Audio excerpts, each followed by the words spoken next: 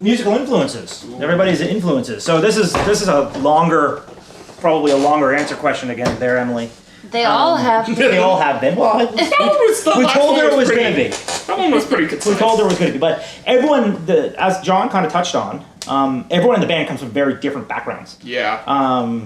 So it's kind of amazing that we managed to make it all come together at all. What we do. I mean, myself, I picked up guitar from watching a Guns N' Roses concert. So obviously I've been a Guns N' Roses fan. But when I started, I was absolutely obsessed with AC/DC. And I learned, like, literally their entire catalog. I don't remember almost any of it now. But I had a big, thick, like, 700-page tab book of everything AC/DC had ever put out. And I learned all of it. So I was obsessed with that. Over the years, my influences have changed kind of dramatically. I play in a grunge rock tribute band with my brother, just as a kind of a side fun thing to do. And Alice in Chains has kind of become my like go-to music. I can listen to Alice in Chains pretty much at any time. So certainly with this song and a lot of the recent writing, Alice in Chains has probably been the biggest influence. But as a band, I mean, certainly we've taken a lot from Monster Truck and kind of contemporary acts in that ballpark. Wolfmother a little bit, even though vocally it doesn't really sit there, but musically the organ, guitar balance thing has a lot. I mean, what about you guys? I mean, You're metalhead. I come from the metalhead range of things, and but I started getting into. I started playing guitar before I started playing bass, and I got into it all because I got Guitar Hero 3 for Christmas back in, 2007. So he's like a real millennial. Yeah, I am a hardcore. He got into music because of video games, guys. Yeah. Well, okay, I didn't get into music because my dad was a giant AC/DC fan. Oh, okay. So I've been like probably the two bands I remember listening to most as a kid from my dad are AC/DC and Nickelback. Which I know some people... I like Nickelback. I know some people don't like Nickelback. And you're fired. All right, I'll be gone. So we're looking for a new bassist. Yeah. But yeah, I remember...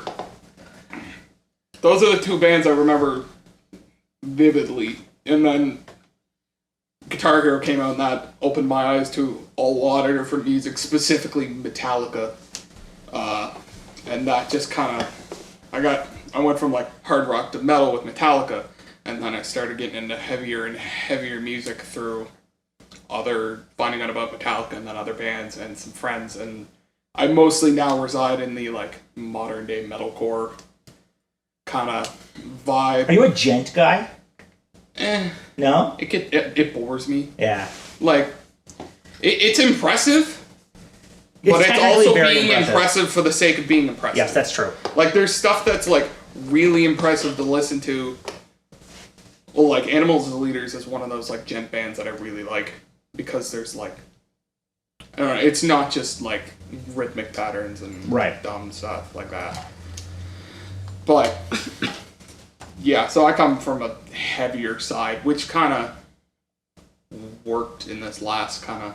Well, yeah, especially in Boneyard, because I do a couple of, like harsh vocal, like, full scored fry screams in Boneyard. Which I remember tracking the vocals, and I came out of the room, and I was like sitting at the computer, and he looks at me, and he's like, "You just screamed the same note that John sang." Yeah. And I was like, that was cool. And I was sitting there like, yeah, and I didn't know you could do that. I didn't know you could scream on specific notes on purpose. So that's how out of the metal scene I am. Yeah. What about you, Rochelle? Musical influences. When it comes to influences, as a singer, I would have to say my biggest one for sure is Matthew Good. I see him every time he comes to Halifax. Also, Taylor Momsen from The Pretty Reckless is awesome. Alison Mosshart, she was in The Kills and The Dead Weather. When it comes to piano playing, I mean, there's the obvious Elton John, Billy Joel. Those are someone's good rock keyboardists that I like to listen to. And then I also have a lot of musical theater influence in my life as well. Nice. For sure. Nice. What about you, John? Influence? That's a very Well, I'll try to give you the abridged version. So my mom, full disclosure, is a folk musician, Celtic folk. Her name's Margie Carmichael. And I was raised around music pretty much all my life. Taken to shows, I grew up and met tons of different musicians. I also did musical theater when I was a kid, so as far as the stuff I listened outside of that influence, I was very big into heavy metal at a young age. Classic heavy metal. Modern heavy metal never really quite struck the same chord with me, honestly. I mean, there's some bands that, are amazing, and I love, modern metal bands, but like as far as influences go, definitely a lot of the older metal bands. Black Sabbath would probably be the biggest example for me. Hearing Black Sabbath by Black Sabbath was a very life-altering experience. But my favorite and most influential band of all time that I would put on a pedestal above every other band on earth would be Queen. No debate. No stop. That's a good choice. Yeah, that is a good choice. But, I'm very influenced, especially lately, by songwriters like Tom Waits, David Bowie.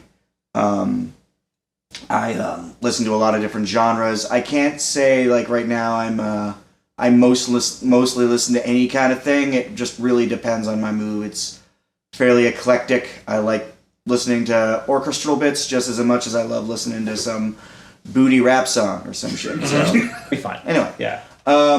as a front man, a lot of my influences come from Mick Jagger. My father was a huge Rolling Stones fan, and I very much watch Mick Jagger a lot.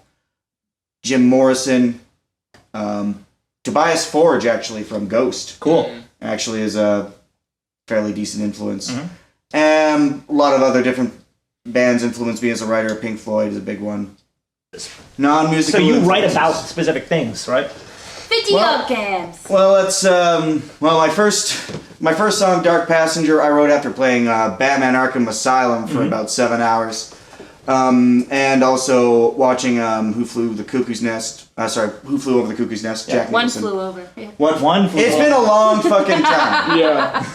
Feel free to bleep me out. You're probably gonna have to a lot. I like writing about real human issues, human things, whether it be anger, whether it be trauma, whether it be the thrill of a car chase, or something like that, or talking about a person who knows that on some kind of level they've damned their soul in some kind of way. I like writing things from different types of perspectives. I think I've said this to a bunch of people. There's enough love songs out there. Yeah. There's enough. We're not really that let's band get drunk and anyways. party. Yeah.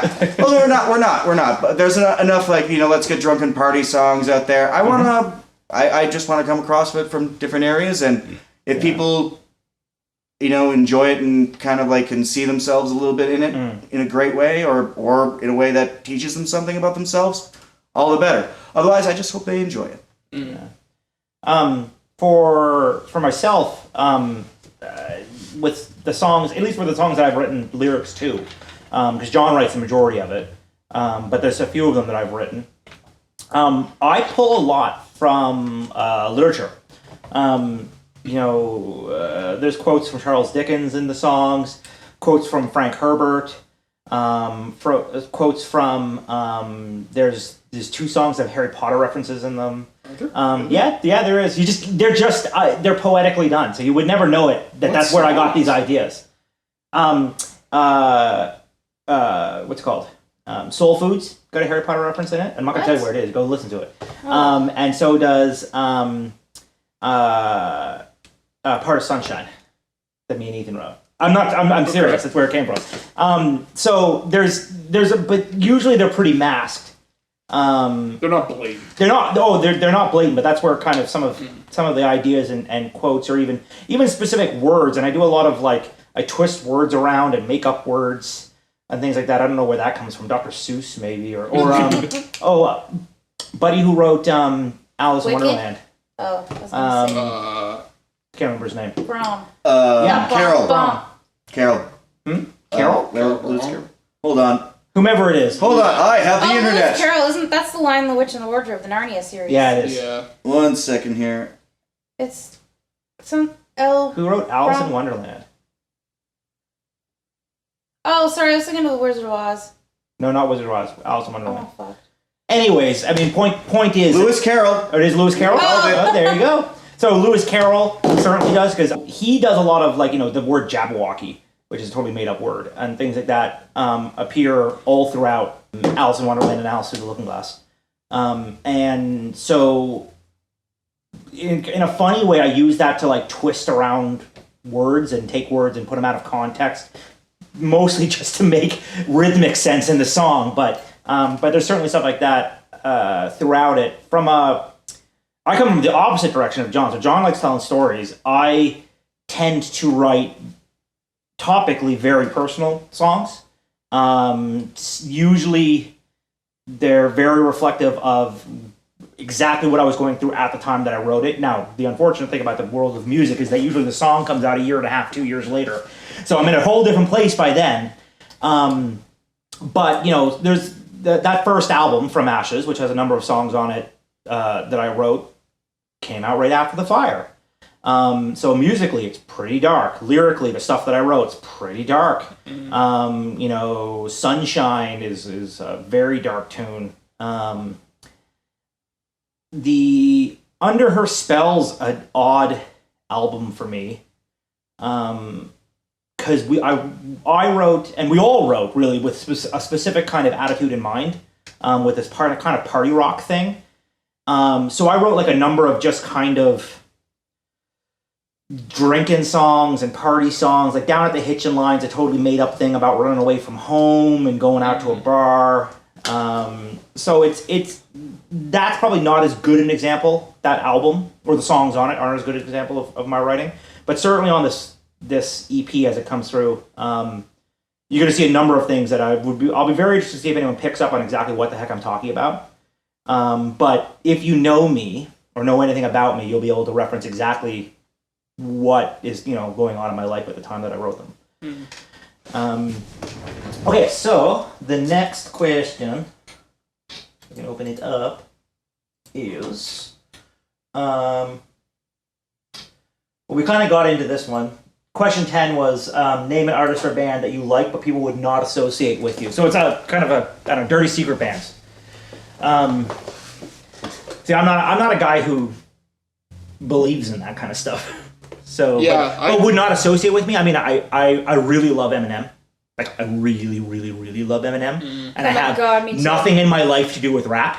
Yeah. I've produced like 2 rap songs in my entire life. Like, I'm just not a rap guy. I don't like rap music in general, but I love Eminem. I don't know if it's like the white boy in me or what. The like 2005 white dude. Working at a radio station where it plays top 40 country hits, I accidentally got into country music a bit. Yeah. And before it was something I never Old Town Road. listened to. Dude, Old Town Road slaps. I don't care. No, you gotta... the Get Up. The Get Up? No. I think... Or is it the Get Down? Something. Some funky song. Yeah. But there's some that I'm just like... Ah, shit. I like this. Yeah. So, Damn it! that's my new thing. Yeah. What about you, Lance? Kind of, well, you said Eminem, I love MGK. Yeah. Machine Gun cool. Kelly, especially... But that you guys gonna seems fight? less weird. No, it's not. No, that seems less weird, because like you pointed out to me earlier, MGK's kind of a punk artist. Well, now, Yeah. Like, I mean, like, I like this stuff before, like, stuff on, like Candy and his whole, like, El Diablo album is good. But yeah, now he's putting out, like, 2008 Blink-182 songs with Travis Barker, and they're sick. So that just makes me happy. Maybe got influence from doing the movie The Dirt. Probably, yeah. I mean, I think he's always been like a punk kid, but he just chose to be a rap artist instead.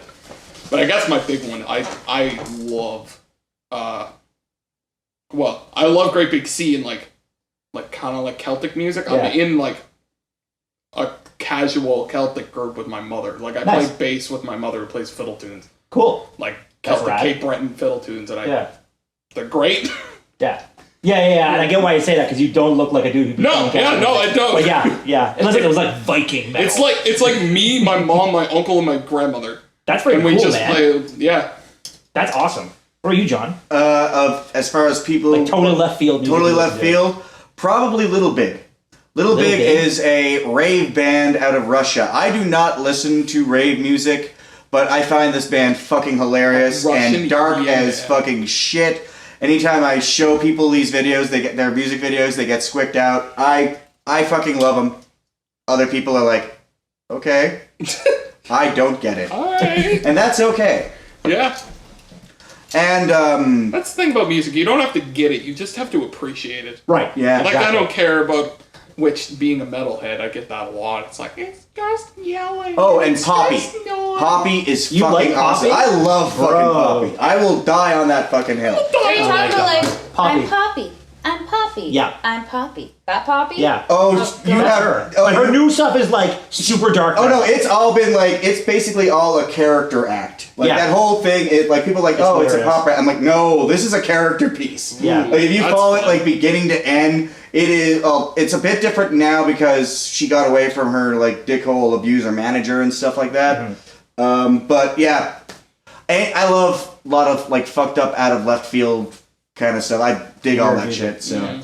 Okay, so this question for Lance. Okay. So if you could take this band and put us on tour with any band in the world, living or dead, who would it be? I was literally thinking about this the other day. Well, like, Living or Dead takes it into a different tier, but I was honestly thinking the other day of, like, the ideal, like, we finally get to a point where we get to go on, like, a big tour with, Yep. like, big name.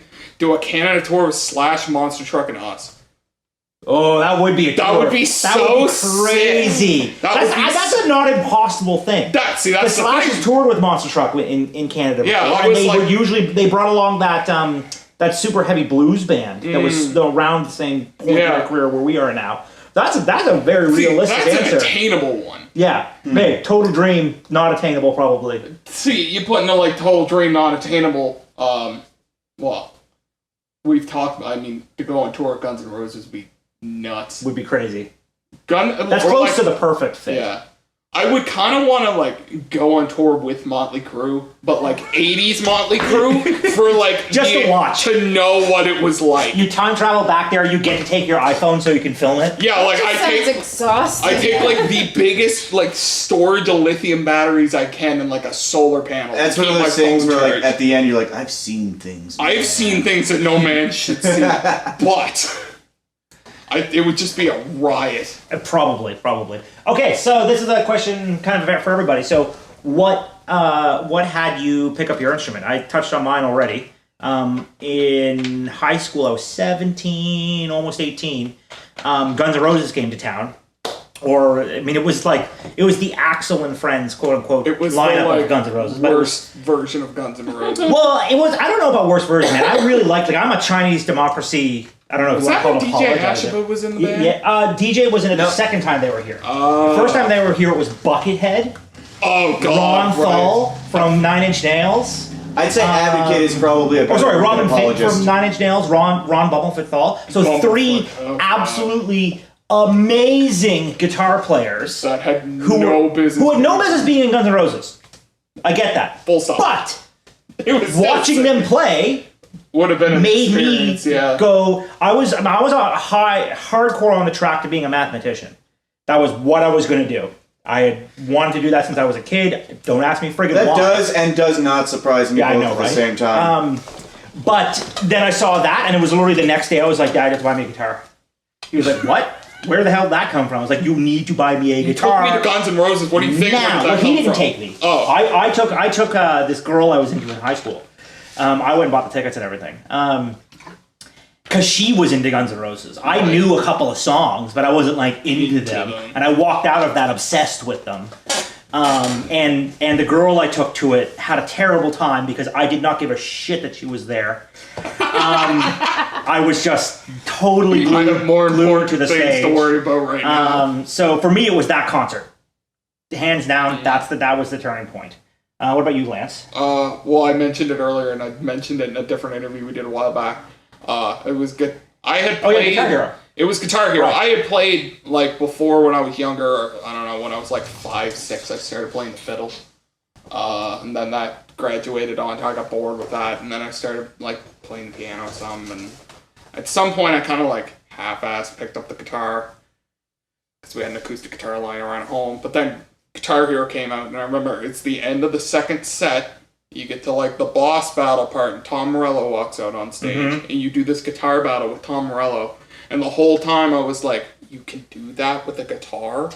And I needed to learn how to do that with a guitar, so that was kind of the end of it. Right. It started there, and that was it. Yeah. And then, I don't know, when I was in high school, I got a bass, because I had been playing guitar for 5 years at that point.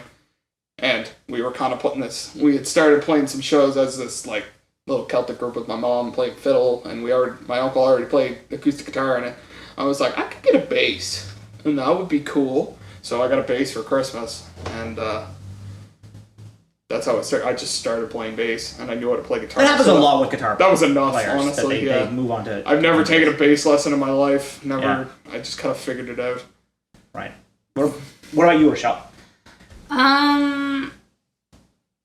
Well, growing up, we always had a piano. And then when I was 5, just like my older sister before me and my younger sister went after me, we all started taking piano lessons at that age. Once we started school, we also started piano lessons. So I did that until I was 15, and my teacher told me I should quit. So I did. We should mail her a copy of the record. And then I decided I wanted to learn to sing, so I took vocal lessons instead. Like, angrily told you to quit, or like quit because there's no point in you coming to see me anymore, sort of deal? No, quit like you're not good enough. I wasn't practicing. I didn't want to keep playing classical music, Yeah, so well. I was done. Yeah. Look at her now. Yeah. Those are the best stories. When I know, somebody's like, no, you when should they just do not give up. believe You're in like, you. fuck you. Oh, I've got this list It was of like so weird. when we let's say when COVID's done and we get onto one of these series, like let's say we get to go play Coachella or something. Yeah. I got a list of people I'm mailing tickets to. Well, Just it's like, haha. Hey, it here was you so go. weird because Enjoy. I had the teacher I had for a few years before that was so nice, Encouraging? and so encouraging, and like sometimes cried after I played, which was a little weird. And then and then she moved away, and then I got this other teacher, and it was just a complete 180, and then I just started hating piano Yeah. Right. a little bit, and I A was bad like, teacher I'm can just done. ruin it. Yeah. Like, the guitar teacher I had as a kid was like, I got less guitar lessons. I got guitar lessons for like a year and a half, and then he just showed up one day with a 412 and one of his like vintage basements. And he was like, we're just gonna jam, and that was my guitar lessons for the next like 4 years. We That's just cool, played man. like Stevie Ray Vaughan and Led Zeppelin for like 4 hours a night, and then he'd go home. That's and show up rad. next week. That's rad. I mean, and that's Yeah. something noteworthy too. It's not always just a bad teacher, but it's genre of music and stuff makes a difference too. That too. What you said, because I played before guitar. I played saxophone for 7 years, Yeah. and if you asked me in high school, I would have said my teacher was terrible. But the teacher wasn't terrible. Galant was awesome. She really knew her stuff. I just had no interest in what we you were were playing. not allowed to talk bad Yeah. about Miss Galant, because I'll fight you right here. I know. on stage.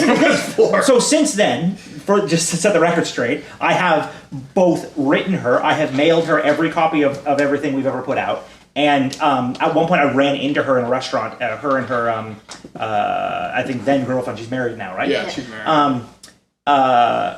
And went up and thanked her, because I would not be the guitar player that I am now had it not been for the stuff that I learned then. Yeah. She's the one who pushed me to go to college for music, but and I was like, at the time I had no interest. I mean, the coolest thing we played was "Be Prepared" from The Lion King. Everything else, and we did the Cantina Jam from Star Wars. Ooh, that was cool. that's fun. But like Pachelbel's Canon, Yeah. not really interested, and stuff like that. But that's not her fault. That's just the nature of the curriculum. Yeah. Right? No. So she was awesome. Well, what about you, John? You kind of touched on it as well. Your mom was a singer. Yeah, my mom was a singer. She singer, playwright. She wears a lot of hats. But yeah, growing up, my father worked in the Coast Guard. My mom was a musician. So oftentimes, if Dad was at sea and we couldn't get a babysitter, my brother and I would be, accompanying her to gigs and everything like that. And so I've been a lot of shows in my life, a lot of different shows, backstage. So I've always been around music and the business. So I've always come at it like from a bit of a different perspective because I didn't see it from the audience point of view. I saw it from the back. Yeah. And seeing it from the back is a very, very, it's a very different world. It's a different world entirely. Yeah. And I came from a very musical family, but I'm a very, very, very stubborn stick in the mud. And my thoughts were like, I want to do something different than the rest of my family did. So I put my energies into theater, acting, drama, writing, and things like that. I did a bunch of plays while I was in high school, and shortly afterwards I did a couple of films with Murph Corp. Shout out to Peter Murphy. And then I moved to Nova Scotia and did none of it for quite a long time. I was at that point kind of satisfied with the artistic endeavors I did. I didn't have a ton of ambition, but I did a lot of voice stuff in between, learning voices, learning accents, and things like that. And part of my day job involved my voice, so I did made a big point of learning exercises for being a better speaker. I would often mimic voices I'd hear in cartoons or video games or movies and things like that just to make myself versatile. Didn't know it at the time, but I was training myself to be a very versatile bit of a vocalist. And I always had a bit of a singing background anyway. And because of your mom and stuff. because of my mom in school and choirs and things like that. So I started doing open mics and karaoke's just as fun because I like singing, but it wasn't something I ever did for like money or anything like that. Never occurred to me to go into that industry as far as I was concerned. I played piano a little bit, but the piano we had at home was a honky-tonk. I mean, you're trying to play rock and roll or Queen on a honky-tonk piano. It can be... There's some Queen you could play on a honky-tonk. There's some Queen you could play on a honky-tonk, but the Queen I was interested in playing, the Bohemian Rhapsody just always came out like... Bing, bing, bing, Yeah, there'd bing, just be like bing. notes that would just like, just nope, we're not doing this today. But after a while, people were like, hey, you really should, be in a band. And at first it was like, okay, thank you very much for the compliment. It's great. And then like people would still come up to me at, open mics and be like, hey, no, you really should, you should be in a band.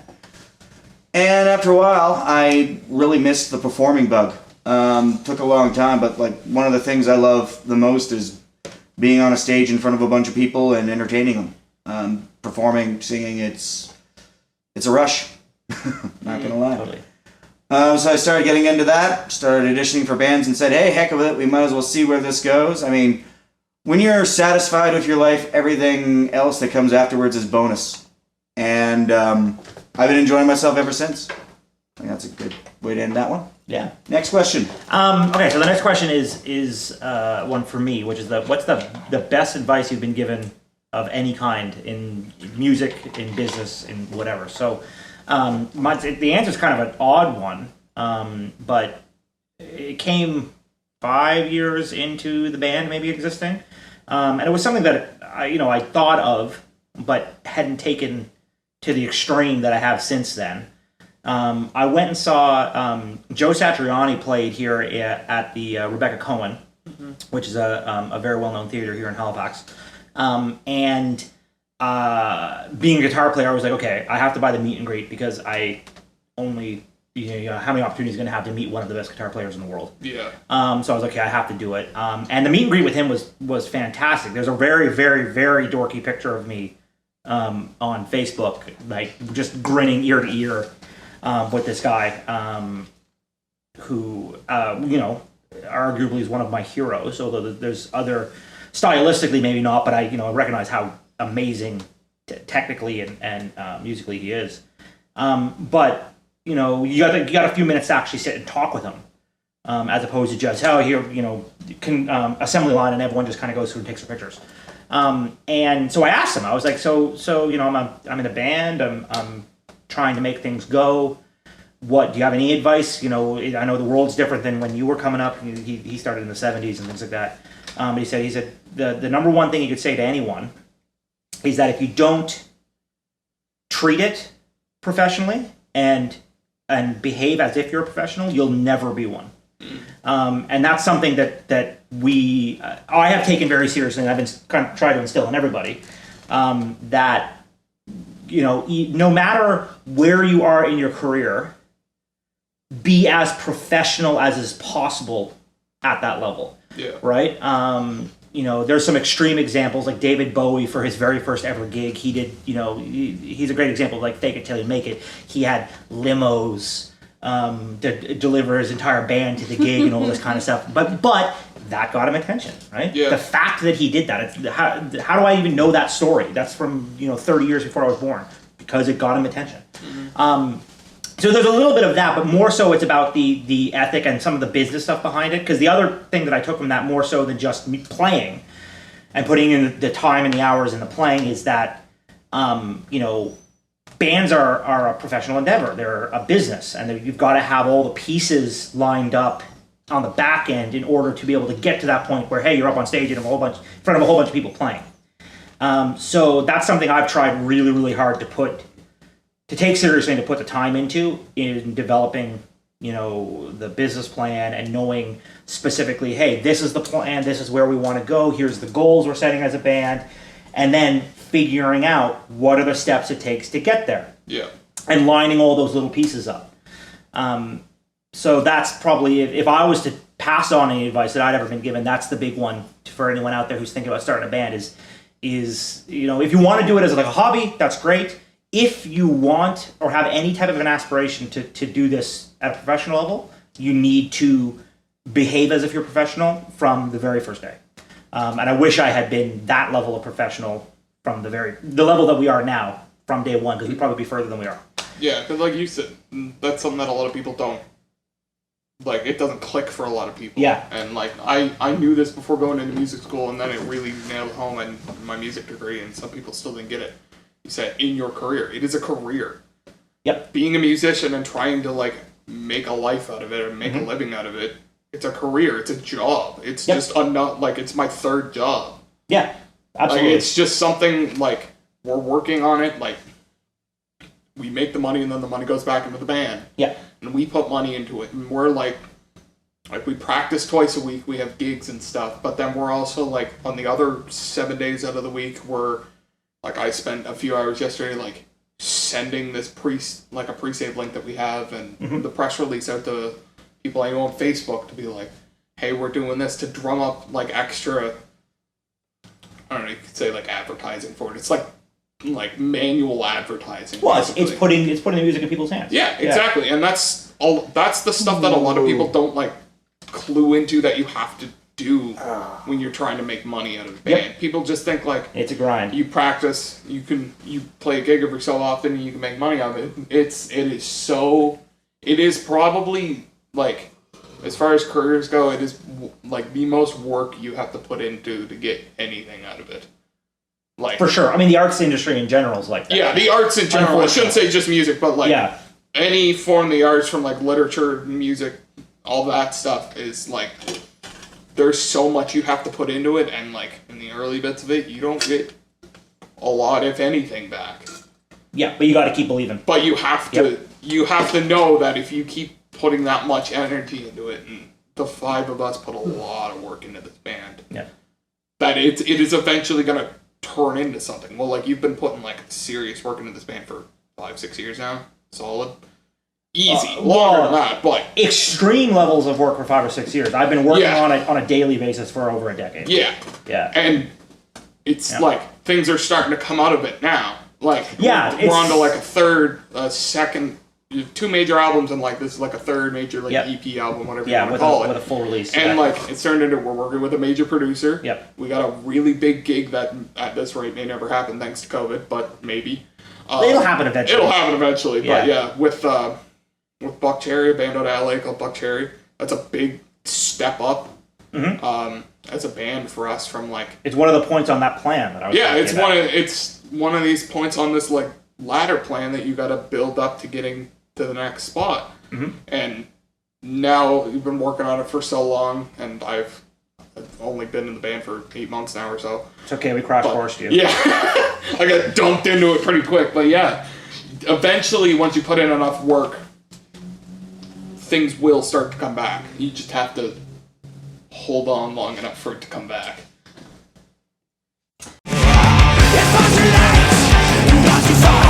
No turning back, don't you waste your time praying. Stop the lie.